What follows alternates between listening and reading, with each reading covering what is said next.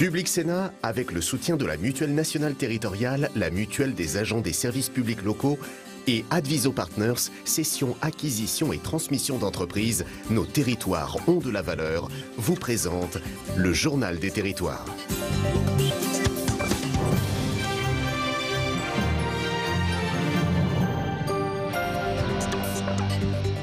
Bonjour à tous et bienvenue dans cette émission avec la presse quotidienne régionale, les Indes radios, 130 radios qui sont nos partenaires sur tout le territoire français, les télés locales de France qui nous rediffusent et avec TV5 Monde, également notre partenaire. Deux parties, vous le savez, dans un instant le JT des territoires que je vais vous présenter.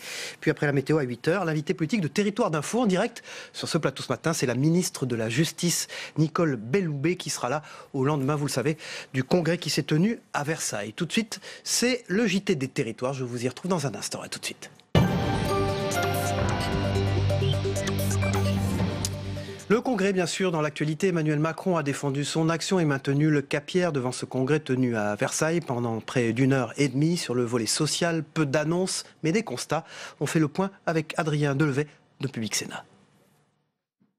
Emmanuel Macron part d'un constat simple. Le système social français serait obsolète. Son objectif, construire l'État-providence du XXIe siècle. Un État-providence émancipateur, universel, efficace, responsabilisant. C'est-à-dire couvrant davantage, protégeant mieux, s'appuyant aussi sur les mêmes droits et les mêmes devoirs pour tous. La priorité de son quinquennat reste la baisse du chômage.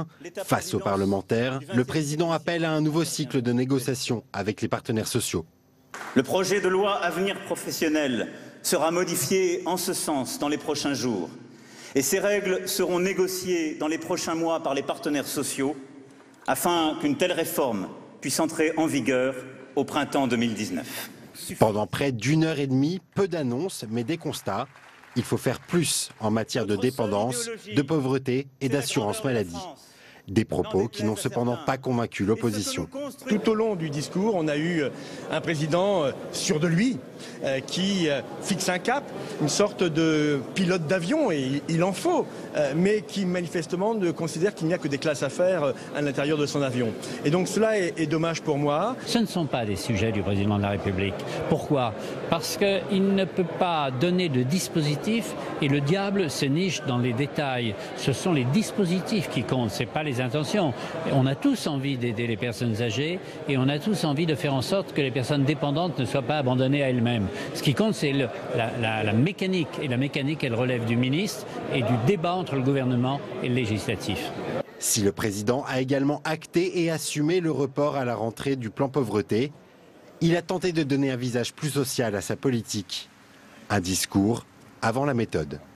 Voilà, et après ce point d'Adrien Delevet, nous retrouverons tout à l'heure dans le club de la presse Denis Jambard et Zoé Cadio, puis un peu plus tard Denis Jambard et Yves Tréhard, pour bien sûr commenter et analyser ce congrès de Versailles. Sans transition, part dans les territoires maintenant dans ce journal, direction le port de Metz, pour suivre le parcours des céréales une fois récoltées.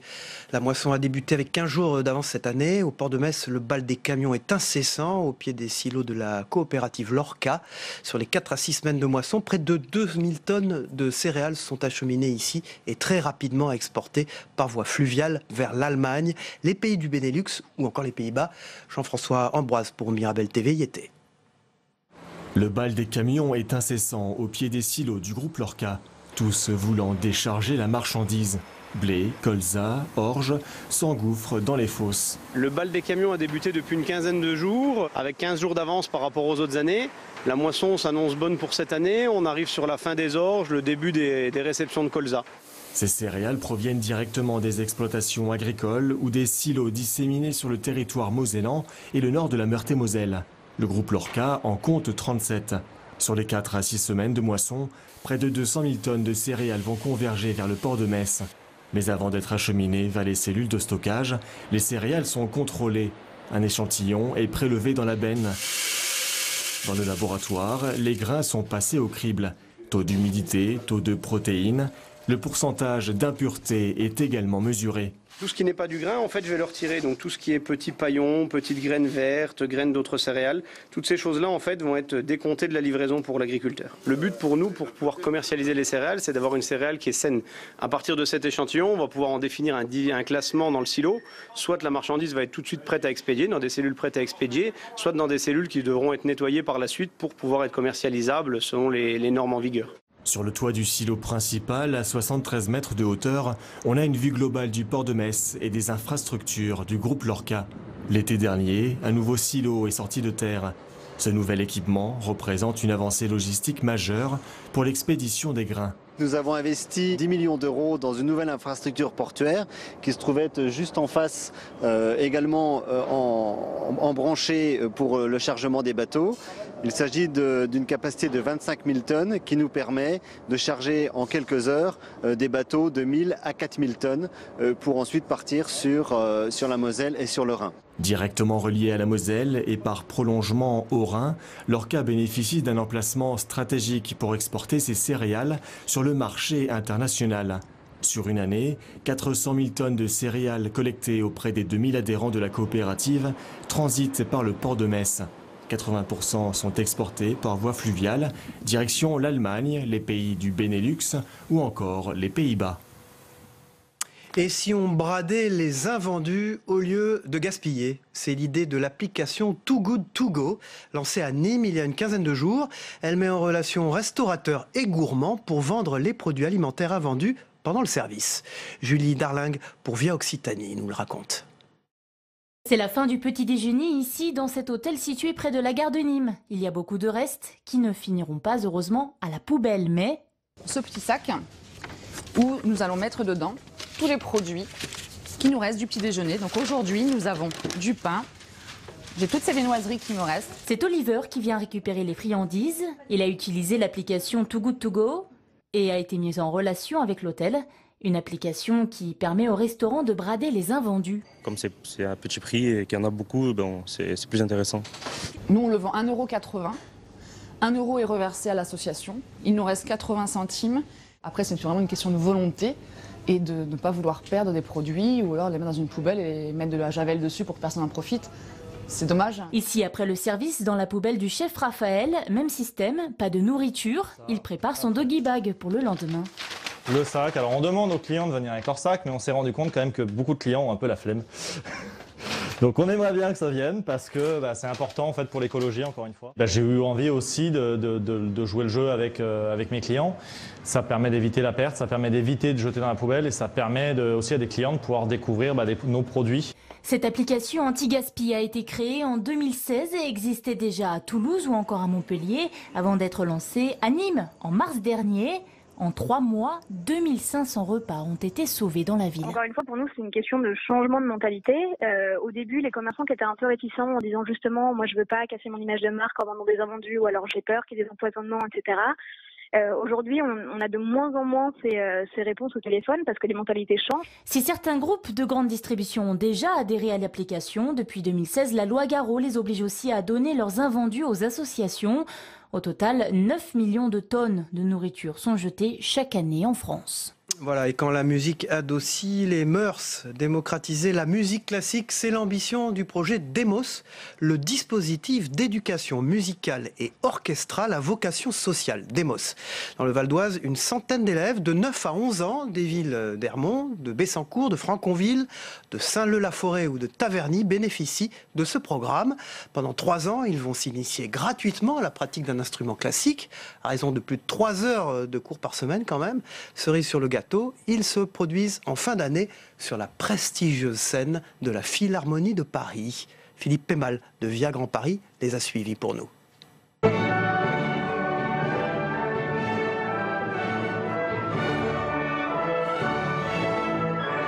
Ces musiciens en herbe qui interprètent l'hymne à la joie de Beethoven ne sont pas des élèves d'un conservatoire. Ils font partie du programme national Demos, le dispositif d'éducation musicale et orchestrale à vocation sociale. À l'origine du projet, la Philharmonie de Paris. Son ambition, amener la musique classique à des enfants qui n'y ont pas accès. On s'adresse à des quartiers qui ont été reconnus quartiers prioritaires de la politique de la ville. Et du coup, l'idée, c'est que Demos va au plus près en fait, de ces enfants-là, puisque les enfants ont les cours de musique dans une structure très très proche de leur domicile. Et il y a un travailleur social qui les accompagne tout au long des 3 années. 5 communes valdoisiennes participent au programme Demos. Hermont, Bessancourt, Franconville, Saint-Leu-la-Forêt et Taverny. La plupart des élèves n'avaient jamais fait de musique. Pendant 3 ans, ils vont s'initier gratuitement à la pratique d'un instrument classique à raison de plus de 3 heures de cours par semaine. Pour certains, Demos est bien plus qu'un simple apprentissage de la musique. J'avais des gamins qui étaient hyper introvertis, qui ne s'exprimaient pas devant les autres. Donc là, le fait de chanter, de jouer devant un public, ça les a épanouis et ouverts complètement. Chaque année, le concert de fin d'année se passe ici, dans la grande salle de la Philharmonie de Paris. Une salle de plus de 2000 places qui voit passer les plus grands musiciens internationaux. De quoi largement susciter des vocations pour tous ces apprentis musiciens. Ce qui est un peu surprenant, c'est que ça va au-delà de ce que nous avions estimé. Par exemple, le fait que les enfants continuent de pratiquer la musique dans un cadre plus institutionnel comme une école de musique, on s'attendait à ce qu'il y en ait peut-être 20%. Et en fait, ce qu'on constate, c'est qu'on est plutôt à 50%. Les instruments de musique sont prêtés aux enfants pendant la durée du programme. S'ils décident de continuer dans la musique, ils garderont l'instrument. S'ils décident d'arrêter, ils le transmettront au prochain élève du dispositif. Voilà, JT des territoires qui se poursuit, rédactrice en chef Soumaya Benaïssa. Dans un instant, les unes de la presse quotidienne régionale. A tout de suite.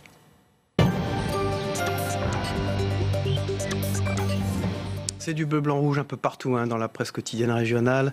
La Voix du Nord a même changé, vous le voyez, son titre en le mettant bleu, blanc, rouge. Objectif final, c'est la France et la Belgique, bien sûr, qui s'affrontent en demi-finale de la Coupe du Monde ce soir à 20h à Saint-Pétersbourg. Pour Ouest France, le plus grand quotidien francophone du monde, France-Belgique, c'est le grand soir, c'est aussi sans doute le grand soir pour Ouest France, dirigé par François-Xavier Lefranc, puis Sud-Ouest aussi, bien sûr, pas de blague, les Bleus sont favoris, mais il va falloir prendre très au sérieux la Belgique et sa redoutable attaque.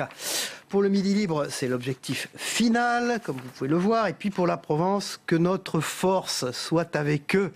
France-Belgique, c'est à 20h, bien sûr, ce soir. Et puis Nice Matin, diablement excitant, le titre du journal que dirige Denis Caro, la demi-finale du mondial, 20h à Saint-Pétersbourg, entre les Bleus de Kylian Mbappé et les Diables Rouges, est un moment fort entre deux nations qui s'adorent, écrit Nice Matin aujourd'hui. Voilà, au lendemain, sans transition, du discours d'Emmanuel Macron au Congrès.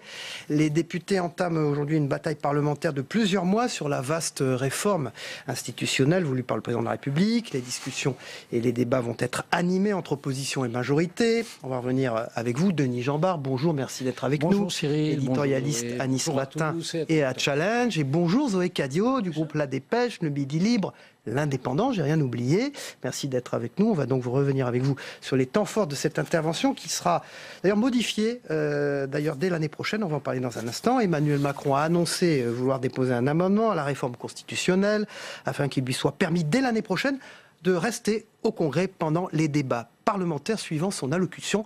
On écoute le président de la République et on débat ensuite. Et j'entends qu'on fait les pires reproches, souvent par facilité, à cette procédure. C'est pourquoi j'ai demandé au gouvernement de déposer dès cette semaine un amendement au projet de loi constitutionnelle qui permettra que lors du prochain congrès, je puisse rester non seulement pour vous écouter, mais pour pouvoir vous répondre. Denis Jambard, une seule question. Que deviendra le Premier ministre ?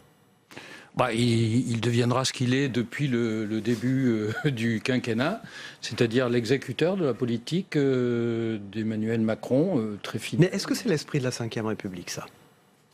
Oui, parce que c'est l'esprit du quinquennat. Le quinquennat a modifié l'équilibre des forces au sein de l'exécutif et fait que le Premier ministre, désormais, est d'abord le bras armé. Il l'a toujours été.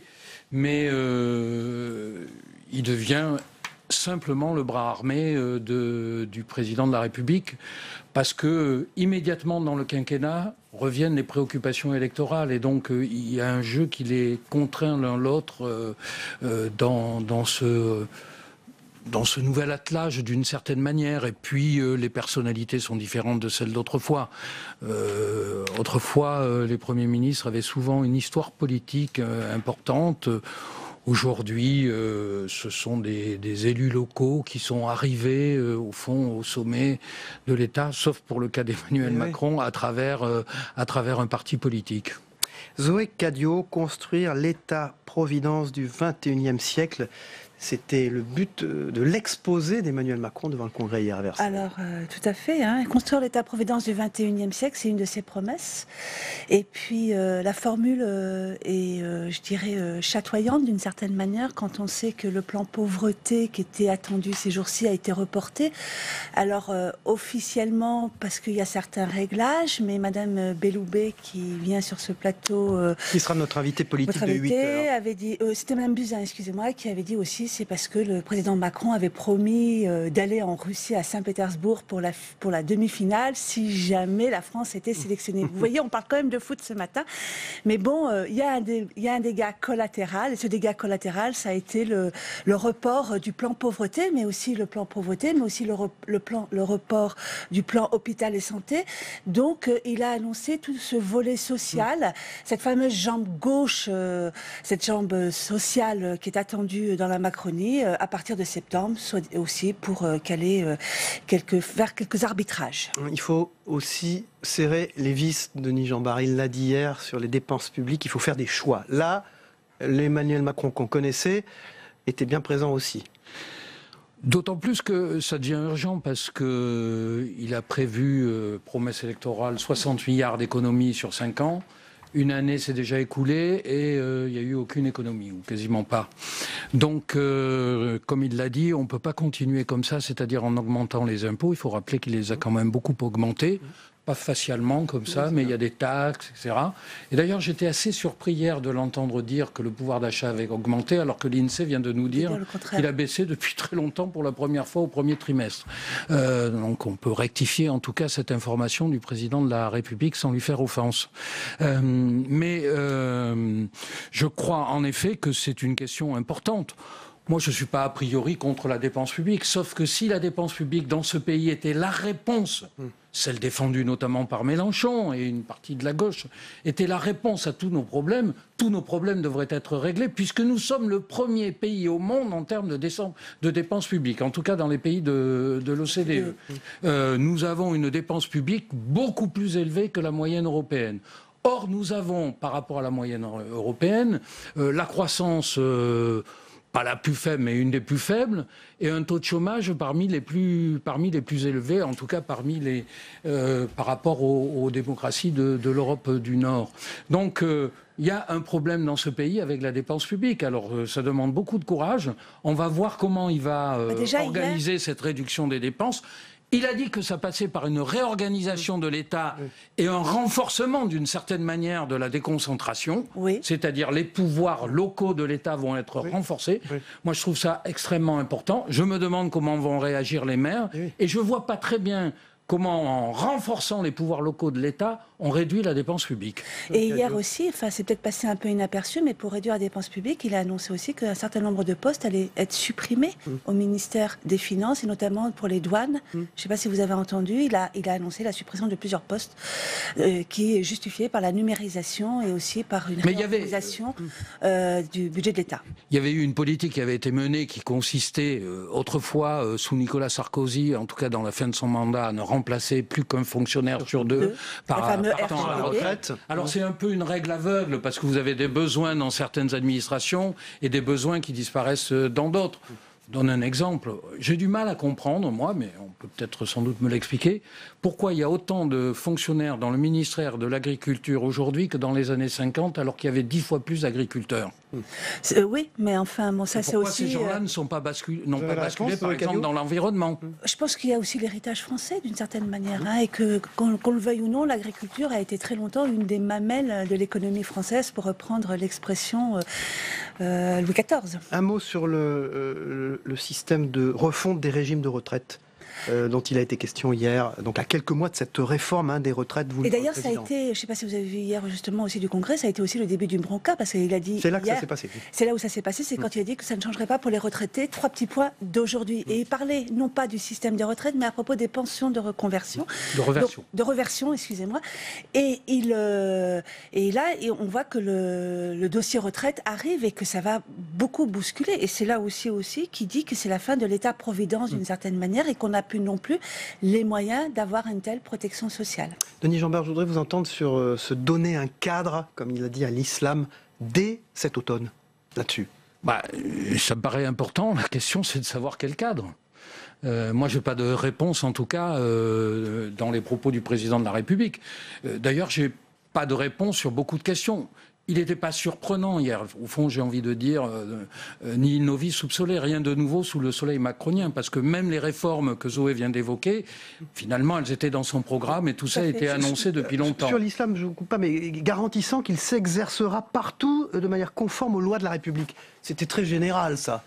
Oui, mais vous savez, il y a un problème fondamental sur l'islam, c'est qu'il considère que le spirituel domine le temporel. C'est-à-dire que la religion dicte la politique.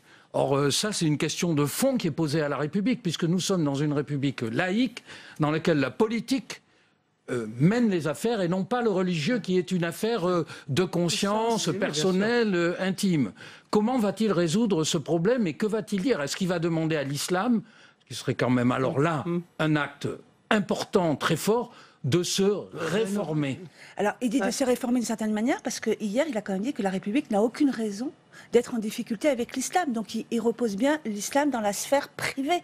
Et c'est une manière aussi d'essayer de calmer les esprits par rapport à... En même temps, il dit qu'il faut l'encadrer. Complètement. Complètement. Alors, je pense que ça relève plutôt d'un encadrement financier, en compte tenu du rapport El Karaoui. Oui, et on attend d'ailleurs une mise en place des réformes pour l'automne. Mais il y a une partie politique très importante dont on verra comment il la traite. Alors, il a fait un appel à la solidarité européenne pour répondre à la crise migratoire aussi.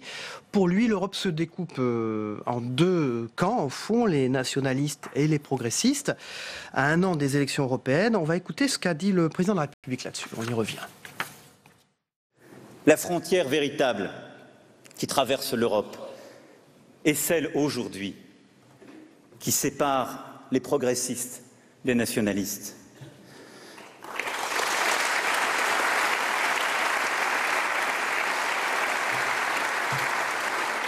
Et nous en avons pour au moins une décennie.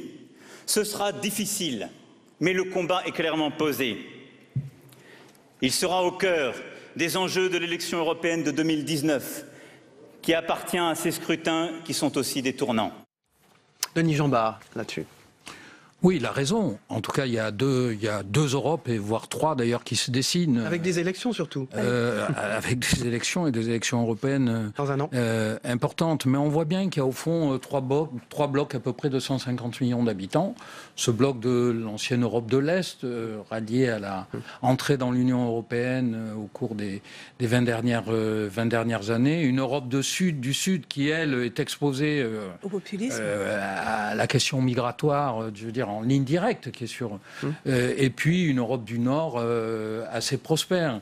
Et néanmoins, ce qu'on voit, c'est qu'il y a 2 Europes, mais on voit quand même que tous les pays européens sont frappés par cette question du nationalisme, de la souveraineté et, au fond, la question migratoire. Qui aurait imaginé, il y a encore une quinzaine d'années, que l'Allemagne pouvait avoir une extrême droite de 12% et peut-être 15-16% s'il y avait des élections aujourd'hui. Qui aurait pu l'imaginer? Ce pays le plus stable d'Europe politiquement, qui rassurait l'Europe, soit déstabilisé. Alors ce qui est marrant, c'est que justement, c'est que Emmanuel Macron hier, il a dit que la seule frontière qu'il y avait en Europe, c'était celle qui sépare les progressistes des nationalistes, et en même temps, ça veut dire qu'il désigne aussi son opposition pour les élections européennes, qui est finalement des extrêmes et le Front National, parce que c'est l'Europe fédéralisme contre l'Europe nationaliste d'une certaine manière. Donc pour le Front National, il le pose vraiment en tant que son véritable opposant pour les élections européennes, et il clive encore plus sur cette question européenne, parce que je ne pense pas que le débat est aussi binaire que ça. Zoé Cadio, Denis Jambard, on va terminer avec un acte de modestie du président de la République. Est-ce qu'il a entendu le message envoyé par les derniers sondages, qui ne sont pas très bons pour lui, ou a-t-il voulu contrer les critiques de l'opposition? On l'écoute. Il y a une chose que tout président de la République sait. Il sait qu'il ne peut pas tout, il sait qu'il ne réussira pas tout. Et je vous le confirme, je sais que je ne peux pas tout, je sais que je ne réussis pas tout. Un président de la République qui va être modeste dorénavant? Oui, je pense que c'est presque une réponse à un sondage qui était sorti quelques jours plus tôt, qui disait que 80% des Français considéraient qu'il n'était pas humble. Voilà. Donc je pense que c'est une posture tactique, qu'il soit habité par le doute, je l'espère, ça me paraît absolument nécessaire, et qu'il soit déterminé, ça on ne peut pas en douter, il le montre chaque jour. Bref, je pense que c'est d'abord de la communication. Vous avez théorisé, on va venir à vous, Zoé Cadio, la malédiction de l'Élysée souvent, dans les articles et les livres que vous avez écrits. Oui, parce que je pense que c'est un lieu, à la fois par sa configuration architecturale et aussi du fait de nos institutions, qui isole totalement les présidents de la République et qui vivent dans l'illusion d'être en contact avec le pays. Vous savez, c'est ce que j'appelle le syndrome Potemkin aussi. C'est-à-dire, on baladait le tsar de Russie et on faisait des fausses façades. Et tous ces voyages en province où il croit rencontrer le peuple, il rencontre des gens qui certes font partie du peuple, mais ne sont pas représentants totalement du peuple. Alors justement, vous évoquez justement les différents sondages qui sont sortis. Et justement, les Français reprochent à Macron qu'il le juge trop solitaire et trop personnel. Mais c'est des critiques qu'on entendait aussi au niveau de François Hollande ou de Nicolas Sarkozy, des prédécesseurs. Et ça, c'est l'effet quinquennat. C'est justement l'effet quinquennat, c'est ce que disait Denis, et qui a bien théorisé ce sentiment d'être un peu isolé et d'être coupé du reste de la France, d'où cette chute des sondages, après un an d'exercice. Merci beaucoup Zoé Cadio du groupe de La Dépêche du Midi. Vous représentiez et le Midi Libre et l'Indépendant sur ce plateau ce matin. Merci Denis Jean-Marc. On vous retrouve avec Yves Tréhard tout à l'heure après l'invité politique de 8h de Territoire d'Info, qui est Nicole Belloubet, la ministre de la Justice, qui est arrivée, qui sera sur ce plateau dans quelques minutes après la météo des territoires. Et oui, c'est important aussi, le temps qu'il fait aujourd'hui en France est unique sur la TNT, le temps qu'il fait dans les départements français d'Amérique, de l'océan Indien, du Pacifique et des Caraïbes. A tout de suite. Public Sénat, avec le soutien de la Mutuelle nationale territoriale, la Mutuelle des agents des services publics locaux et Adviso Partners, cession, acquisition et transmission d'entreprises, nos territoires ont de la valeur, vous ont présenté le Journal des territoires. La météo vous est présentée par l'Assemblée des départements de France.